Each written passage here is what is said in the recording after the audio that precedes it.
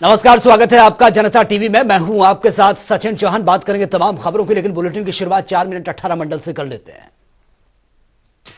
कन्नौज में संपूर्ण समाधान दिवस पर डीएम ने सुनी ये समस्याएं। दर्जनों फरियादियों के प्रार्थना पत्रों का किया निस्तारण। दर्जनों समस्याओं का निस्तारण के लिए मौके पर भेजी गई टीम।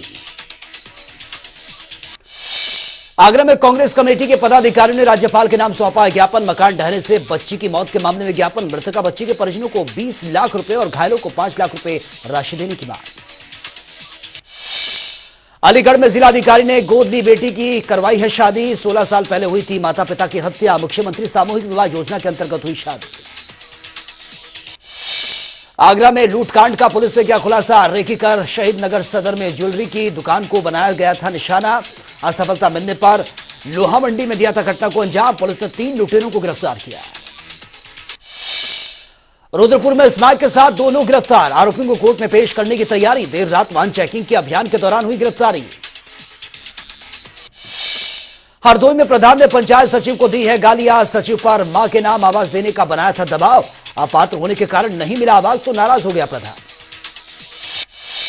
हरदोई में ज्वेलरी शॉप से महिलाओं ने चुराए हैं सोने के झुमके। चोरी की घटना सीसीटीवी में कैद। सोने के आभूषण देखने के बहाने एक जोड़ी झुमके की चोरी। मैनपुरी में पत्नी ने प्रेमी के साथ मिलकर की है पति की हत्या। पुलिस ने पत्नी और प्रेमी को किया गिरफ्तार। युवक के शव को पोस्टमार्टम के लिए भेजा। रुड़की के मोहम्मदपुर गंग नहर झाल से छात्रा का शव बरामद। पुल से गिरकर गंग नहर से हुई थी लापता। पुलिस ने शव बरामद कर पोस्टमार्टम के लिए भेजा। घर से ट्यूशन के लिए निकली थी छात्रा। इटावा में चोरी के मामले का पुलिस ने किया खुलासा। वारदात को अंजाम देने वाले 3 चोर और चोरी का सामान खरीदने वाले कबाड़ी को किया गिरफ्तार। सीओ सिटी अमित कुमार सिंह ने प्रेस वार्ता कर जानकारी दी। गोरखपुर में कोरियर कंपनी ने पुलिस को दी है फर्जी सूचना। 4 करोड़ का सोना चोरी होने की दी गई थी झूठी सूचना। पुलिस ने 24 घंटे के अंदर ही मामले का खुलासा कर दिया। सुल्तानपुर में बदमाश पप्पू कोरी की बड़ी मुश्किलें। डीएम के आदेश पर डंबौर पुलिस ने किया कार्रवाई। पुलिस ने भारी बल के साथ बदमाश के गांव पहुंचकर मुनादी की। झांसी में टैक्सी चालक ने थाने के बाहर बैठी महिला दरोगा को किया है घायल।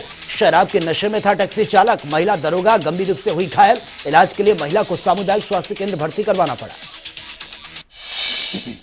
बांदा में बदमाशों के हौसले बुलंद। मनचले बदमाश ने दिन दहाड़े पेट्रोल पंप पर लड़की से की है छेड़छाड़। विरोध करने पर आरोपी ने लड़की और उसके पिता से की अभद्रता। पूरी घटना सीसीटीवी में कैद। वाराणसी में एनजीओ संचालिका महिला और उसकी मां से मारपीट का मामला। महिला ने लगाया तथाकथित नेता से सहयोग से मारपीट का आरोप। मामले की जांच पड़ताल में जुटी पुलिस। मिर्जापुर के हरोरा सीएचसी में एक्सरे अल्ट्रासाउंड मशीन का उद्घाटन। विधायक रमाशंकर सिंह ने फीता काटकर किया उद्घाटन। कासगंज में सांसद खेल स्पर्धा का हुआ समापन के मौके पर फाइनल टीमों के बीच हुए मुकाबले। जीती हुई टीम और खिलाड़ियों को सांसद ने किया पुरस्कार देकर सम्मानित। फर्रुखाबाद में रफ्तार एसडीएम की गाड़ी ने बाइक में मारी टक्कर से बाइक पर पीछे बैठी महिला गंभीर रूप से घायल महिला को आनंद फानंद में सीएचसी में भर्ती करवाना पड़ा। सहारनपुर में पुलिस बर्बरता के विरोध में ग्रामीणों का थाने पर प्रदर्शन। ग्रामीणों को कमरे में बंद करके पीटने का आरोप। जनता के दबाव में सीओ देवबंद ने आरोपी उपनिरीक्षक से सवाल जवाब किए। और चलिए खबरों में आगे बढ़ेंगे इस वक्त की बड़ी खबर के साथ। और यह बड़ी खबर सामने आ रही है। यह बड़ी खबर आप तक पहुंचा रहे हैं। कैबिनेट बैठक के बाद यह बड़ी खबर सामने आ रही है। लखनऊ से बड़ी खबर है। यूपी के कई मंत्रियों को जिले की जिम्मेदारी यह मिली है और एक मंत्री को 2-2 जिलों की जिम्मेदारी सौंपी गई है। 48 मंत्रियों को यूपी के 75 जिलों की जिम्मेदारी दी गई। कैबिनेट और स्वतंत्र प्रभार मंत्रियों को 2 जिले, राज्य मंत्रियों को 1-1 जिले की जिम्मेदारी मिली है। मुख्यमंत्री योगी आदित्यनाथ ने मंत्रिमंडल की बैठक के बाद यह जिम्मेदारी दी है। निकाय चुनाव और 2024 से पहले सरकार पूरी तरह से तैयारी में जुटी है। और ज्यादा जानकारी के साथ संवाददाता अनूप कुमार इस वक्त फोन लाइन पर है। अनूप, फिलहाल क्या कुछ अपडेट है आपके पास? ये बड़ी जिम्मेदारी दी गई है, लेटेस्ट जानकारी आपके पास? और देखिए, आज का जो रहा है मुख्यमंत्री योगी आदित्यनाथ का बैठकों का दौर रहा है। सुबह जिस तरीके से पूरे विभागों के साथ मंत्रियों के साथ बैठक की, जिसमें व्यय अभी तक जो विभागों को जितना पैसा दिया गया है उसको लेकर बैठक की और उसमें साफ निर्देश दिए कि जितना जिसके विभाग में खर्चा हो उस हिसाब से डिमांड करे। तो कहीं न कहीं लगातार बैठकों दौर जारी रहा। शाम को मंत्रिमंडल की बैठक हुई, उसमें एक बड़ा फैसला लेते हुए मुख्यमंत्री योगी आदित्यनाथ ने जो कैबिनेट मंत्री हैं, स्वतंत्र प्रभार मंत्री, उनको हर 2-2 जिले सौंपे हैं, कार्यभार सौंपा है, और जो राज्य मंत्री हैं उनको 1 जिले का कार्य सौंपा गया है। निश्चित रूप से मुख्यमंत्री ने आदेश दिया है कि जो प्रभारी जिले के मंत्री हैं वो अपने जिलों में जाकर के जनता की समस्याएं सुनेंगे। उनका दिन भी निर्धारित किया गया। जिस तरीके से सूर्य प्रताप शाही को अगर बात करें तो अयोध्या और आजमगढ़ की जिम्मेदारी दी गई है, सुरेश खन्ना को लखनऊ और गोरखपुर की जिम्मेदारी दी गई है, स्वतंत्र देव सिंह को प्रयागराज और बांदा की जिम्मेदारी दी गई है, बेबी रानी मौर्य को झांसी और कानपुर देहात की जिम्मेदारी दी गई है, लक्ष्मी नारायण चौधरी को अलीगढ़ और इटावा की जिम्मेदारी दी गई है, जयवीर सिंह को वाराणसी और बरेली की जिम्मेदारी दी गई है। यानी पूरी तरीके से योगी आदित्यनाथ पूरे फॉर्म में हैं, और लगातार जो मंत्रियों और अधिकारियों के बीच तालमेल नहीं हो रहा था। ठीक है, चलिए अनु, बहुत बहुत शुक्रिया फिलहाल आपका इस तमाम जानकारी के लिए। और वहीं प्रयागराज माघ मेला क्षेत्र में अखिल भारतीय धर्म संघ के शिविर में युवा चेतना की ओर से भारतीय संस्कृति के संवर्धन में युवा वर्ग की भूमिका विषयक व्याख्यान का उद्घाटन स्वामी सर्वेश्वरानंद सरस्वती स्वामी अभिषेक ब्रह्मचारी और बीजेपी के राष्ट्रीय प्रवक्ता प्रेम शुक्ला और युवा चेतना के राष्ट्रीय संयोजक रोहित कुमार सिंह ने दीप प्रज्वलित करके किया है। इस देश में रोहित जी जैसे लोग समर्थ हो और हमारे गरीब कल्याण के लिए स्वयं को संकल्पित करते हैं, ये निश्चित तौर पर हम सबके लिए सौभाग्य की बात है। आज माघ मेले में षष्ठी तिथि है, कल बसंत पंचमी हुई है। और वहीं उत्तर प्रदेश सरकार की ओर से आयोजित किए जाने वाले Uttar Pradesh global investor summit 2023 मनाए जाने के निर्देश के क्रम में भदोई में 1 दिवसीय आयोजन ये किया गया है। एकमा सभागार में यह आयोजन किया गया। समिट का शुभारंभ विधायक ओरई दीनानाथ भास्कर सहित कई गणमान्य लोगों ने किया है। भदोई की पहचान कॉर्पोरेट इंडस्ट्री से है और इस दौरान ओरई और विधायक भास्कर ने कहा है कि देश के निर्यात की कॉर्पोरेट इंडस्ट्री का बड़ा योगदान इसमें है।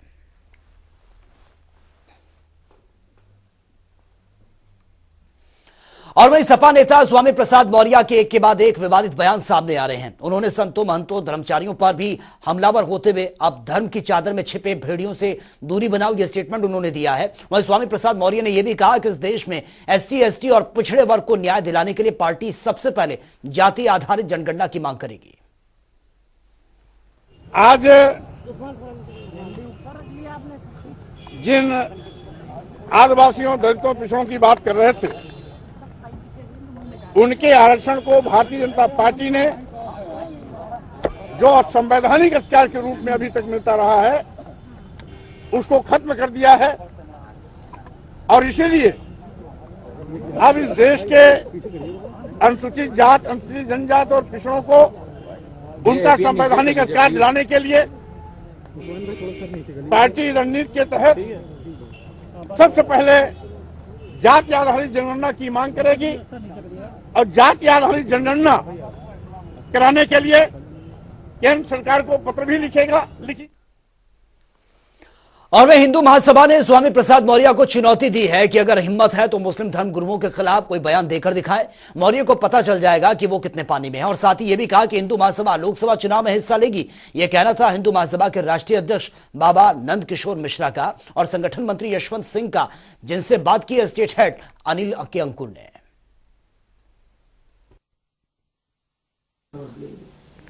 धार्मिक मान्यताओं को लेकर के उत्तर प्रदेश में गहमागहमी मची हुई है और इसमें स्वामी प्रसाद मौर्य ने जो हाल में शुरुआत की, उसके बाद ये मामला तूल पकड़ चुका है। हम आज यहाँ पे हिंदू महासभा के राष्ट्रीय संगठन मंत्री यशवंत सिंह के साथ मौजूद हैं। देखते हैं उनकी क्या राय है मौर्य की। देखिए, मौर्य जी जो हैं, एक सोची समझी रणनीति के तहत यह कार्य चल रहा है। ये 2024 का जो चुनाव है उसका एक नैरेटिव सेट हो रहा है। ये ना तो इनको वेद से मतलब है, ना इनको रामायण से मतलब है, ना रामचरितमानस से मतलब है। मैं आपके चैनल पर दावे के साथ कह सकता हूं कि मौर्य जी आज तक ना तो वेद के पुस्तक देखे होंगे, ना मनुस्मृति का पुस्तक देखे होंगे। ये एक बड़ी बात कह रहे हैं सिंह साहब, यशवंत सिंह साहब का दावा है कि मौर्य जी ने मतलब ना ही वेद देखा है, ना ही कोई ऐसी धार्मिक पुस्तक देखी जिसको लेकर के दावा दुनिया भर की दावेदारी कर रहे हैं, धार्मिक अनुवाद बनाने की कोशिश कर रहे हैं। क्या ये मतलब आपको ऐसा क्यों महसूस हो रहा है? ऐसा इसलिए क्योंकि वह अल्पज्ञानी की तरह बात कर रहे हैं। जो काव्य है उसका जो उन्होंने व्याख्यान किया है वह गलत व्याख्यान कर रहे हैं। वह एक नैरेटिव सेट कर रहे हैं, क्योंकि 2019-2014 का जो चुनाव हुआ था, पार्लियामेंट चुनाव, उसमें जातीय व्यवस्था से ऊपर उठकर लोगों ने वोटिंग किया, और यह सीधा तौर पर चाहे बिहार हो चाहे उत्तर प्रदेश हो, क्योंकि ये दोनों बड़ी राज्य हैं, और ये दोनों राज्यों से चुनाव में जाति व्यवस्था से ऊपर उठकर लोगों ने चुनाव में वोटिंग किया था। ये एक नैरेटिव सेट कर रहे हैं, एक फॉरवर्ड बैकवर्ड की बात कर रहे हैं। सिर्फ एक ही काव्य से इन लोगों को दिक्कत है, ढोल गंवार शूद्र पशुनारी, और ये है ताड़न के अधिकारी। इतने ही बोलते हैं, इतने ही चीज बोले बिहार के शिक्षा मंत्री चंद्रशेखर जी, और उसी की कड़ी को आगे बढ़ाते हुए नैरेटिव एक सेट हो रहा है उत्तर प्रदेश के अंदर भी कि उनको दूसरा कोई भी काव्य इनको याद नहीं है। स्वामी प्रसाद मौर्य का आप किस तरीके से विरोध करेंगे, क्योंकि जो तरीके से आपने कहा कि उनका नैरेटिव सही नहीं है, तो नैरेटिव को उनको कैसे बताएंगे कि नैरेटिव सही हो जाए? ये सारी चीजें पहले पुस्तक तो पढ़ें। अल्पज्ञानी और उद्दंडता, कभी भी धर्म के ऊपर उंगली उठाना, ये बहुत ही उद्दंडता है, और हम तो सनातनी हैं। स्वामी प्रसाद मौर्य जी को हम खुली चुनौती देते हैं, ये पैगंबर मोहम्मद के बारे में बोल दें, प्रॉफिट पैगंबर के बारे में, इनकी पैजामा उतार दी जाएगा, इनकी गर्दन उतार दी जाएगी, क्योंकि सनातनी सहनशील होते हैं, सनातनी इस तरह का विरोध नहीं करते हैं। आप शायद भारत के इतिहास में कभी नहीं देखे होंगे कि सनातन के धर्म को मानने वाले प्रॉफिट मोहम्मद के बारे में बोले हों, लेकिन ये लोग जो सो कॉल्ड सेकुलर हैं, ये लोगों का काम ही यही है कि हिंदुत्व को गाली देना सेकुलरिज्म का पहला प्रतीक ये मानते हैं। हिंदू महासभा के राष्ट्रीय संगठन मंत्री ने साफ तौर पे ललकारा है स्वामी प्रसाद मौर्य को, अगर उनकी हिम्मत है तो वो मतलब प्रॉफिट मोहम्मद के पक्ष में विपक्ष में कोई ऐसा बयान दे जितना विवादित बयान यहां दिया। जनता टीवी के लिए शिवम के साथ अनिल के अंकुर, लखनऊ। समाजवादी पार्टी नेता स्वामी प्रसाद मौर्य के विवादित बयान ने जिस तरीके से धार्मिक उन्माद को बढ़ावा दिया है, उसको लेकर के पूरे प्रदेश में ही नहीं पूरे देश में राजनीति बिल्कुल बदल गई है और उस पर चर्चाएं होने लगी हैं। आज हिंदू महासभा के राष्ट्रीय अध्यक्ष यहाँ पे मैदान में मौजूद हैं, मिश्रा जी। मिश्रा जी, मैं आपसे पूछना चाहूंगा कि आखिर स्वामी प्रसाद मौर्य के बयान से आप कितने सहमत हैं? पूर्णतः निंदनीय है, और यह जो है स्वामी प्रसाद मौर्य का जो चिंतन है, जो वक्तव्य है, जो वाणी है, वह समाज में वैमनस्यता पैदा करने का कारण बनेगी। ये उनकी वैमनस्यता पैदा करने की कारण बनेगी। अभी आपके कुछ तमाम साथी कह रहे थे कि वो स्वामी प्रसाद मौर्य अज्ञानी है, वो ऐसी बात किसी भी मुस्लिम मजहब के किसी भी गुरु या धार्मिक नेता नहीं बोल सकते हैं।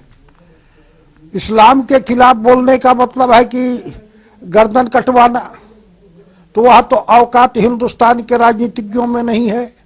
सत्ता के लिए तलवा चाटते हैं लोग, नहीं कहना चाहिए। सत्ता के लिए अब रह गया कि आपके संविधान में समता की बात है, समानता की बात है। क्या संपूर्ण राष्ट्र या प्रांत में समानता और समता है? नहीं है।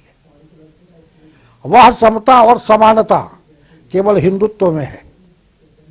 हिंदुत्व जो है वह वट वृक्ष है जिसकी छत्र छाया में सब कोई आराम कर सकता है, रह सकता है, प्यार कर सकता है।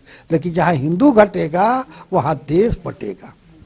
हिंदू कटेगा, देश बटेगा। लेकिन स्वामी प्रसाद मौर्य को कैसे आप लोग डील करेंगे, कैसे उनको राजनीतिक? कहा ना, जो गिरगिट है, गिरगिट की तरह रंग बदलते हैं।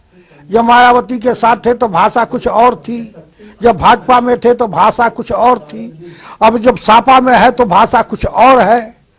और रह गया समाजवादी पार्टी का चरित्र है, वह मुस्लिमों के तलबा चाटने के लिए, वोट के लिए, सब कुछ करने के लिए तैयार है।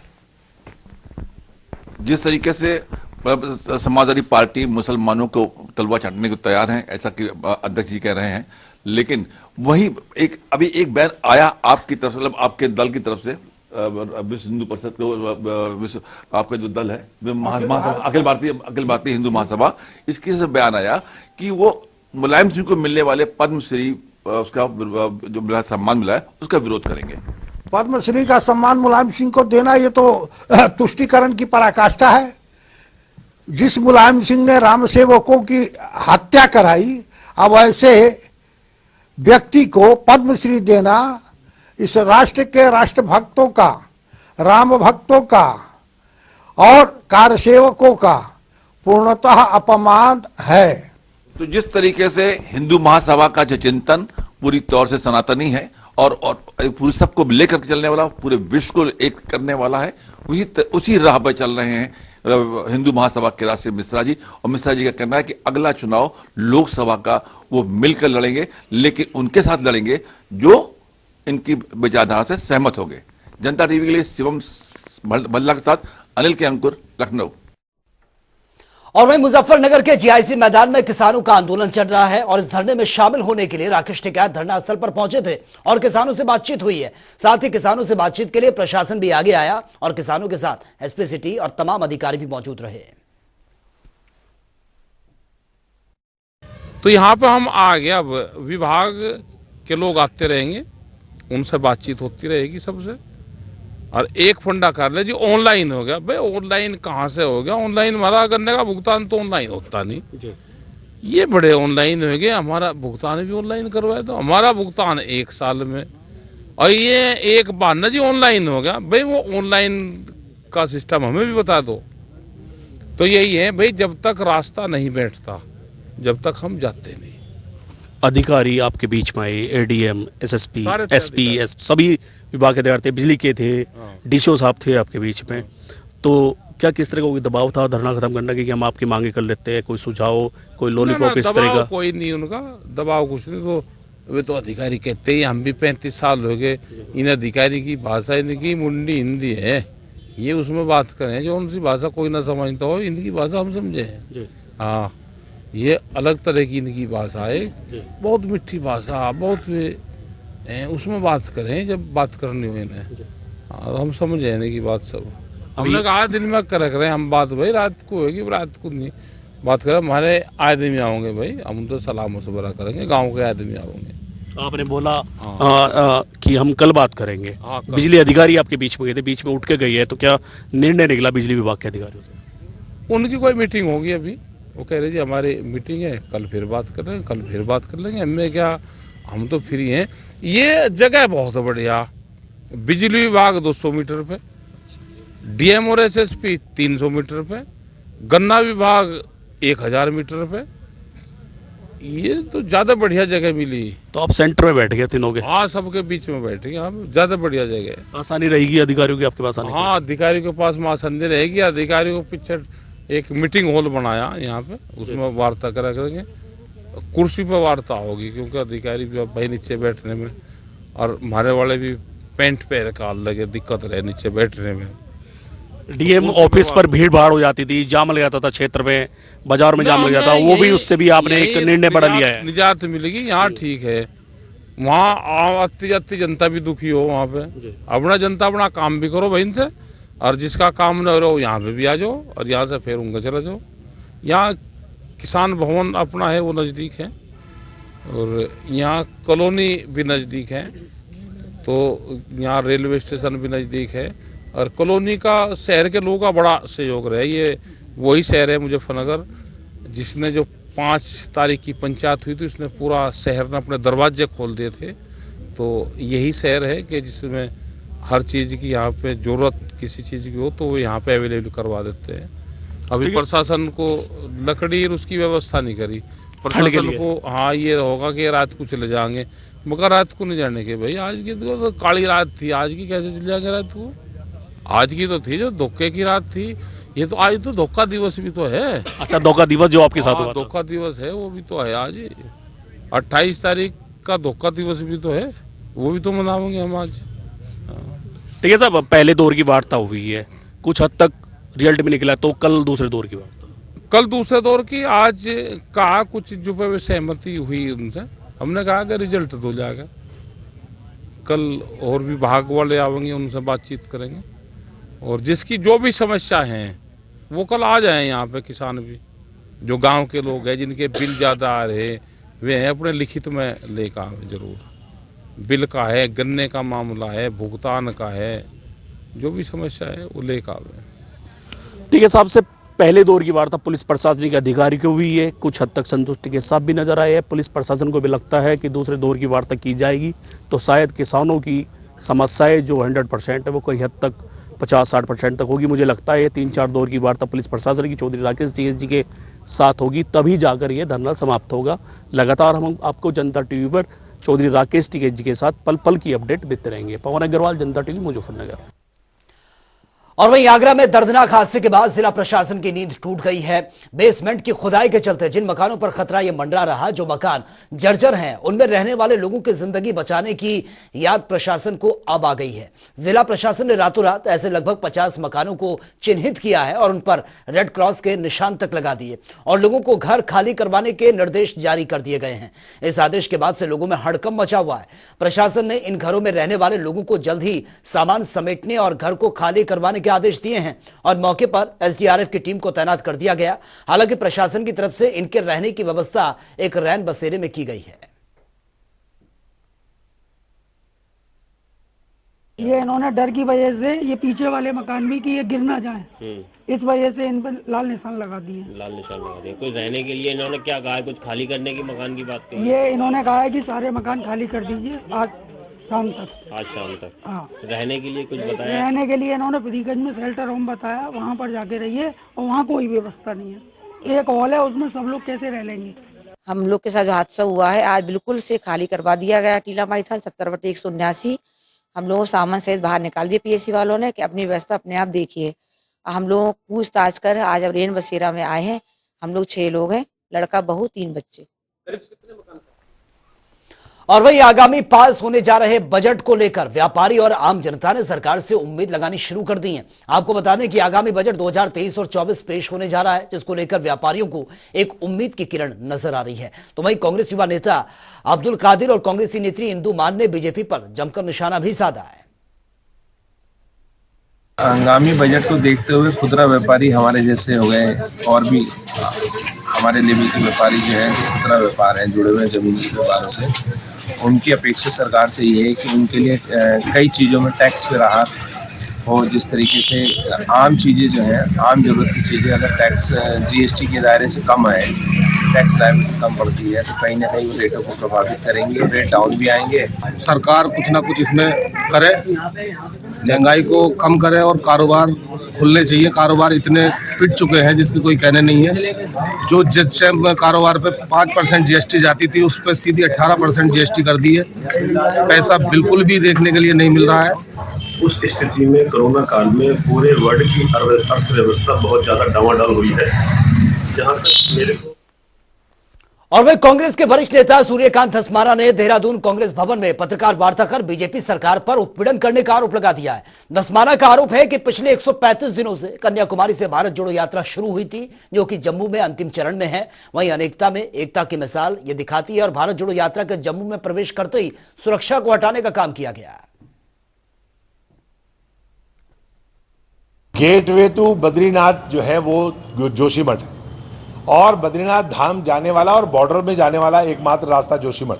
जोशीमठ में जिस प्रकार के हालात हैं, सरकार उस पर काम करने की बजाय प्रचार कर रही है चार धाम यात्रा का। भाई, चार धाम यात्रा हमारी लाइफ लाइन है, उसका प्रचार प्रसार होना चाहिए। लेकिन चार धाम यात्रा जहां होती है वो पूरा क्षेत्र इस समय खतरे की जद में है। जोशीमठ के अलावा कर्णप्रयाग, रुद्रप्रयाग, तमाम जगहों पे खतरे की घंटी बज रही है। सरकार आंखें मूंदे पड़ी है। जिस प्रकार से रैनी में आपदा आने के बाद सरकार ने आंख में पट्टी बांध ली थी, उसी प्रकार से कर्णप्रयाग, रुद्रप्रयाग और पूरे तमाम क्षेत्रों में जहां जहां इस समय क्रैक्स आने के मामले हैं, भू धसाव के मामले हैं, वहां सरकार या तो सूचना छुपा रही है या आंख में पट्टी बांध के बैठी है।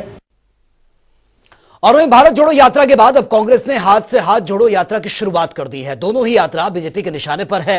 वहीं अब कांग्रेसी नेताओं ने पत्रकार वार्ता कर बीजेपी सरकार पर उत्पीड़न करने के आरोप लगा दिए हैं। कि समय समय पर ये जो इनकी भारत जोड़ने का प्रयास, पता नहीं भारत टूटा कब था, ये कोशिश तो इन्होंने पूरी की थी, लेकिन भारत तो हमारा एक साथ ही चल रहा है। ये जो यात्रा चल रही है, अब थोड़ा सा मीडिया में अपनी चर्चा बढ़ाने के लिए ऐसे ऐसे इश्यूज लेकर आते हैं। पूरी सुरक्षा सरकार ने दी हुई है, कन्याकुमारी से या जहाँ से भी इन्होंने यात्रा शुरू की थी, पूरी यात्रा हो गई।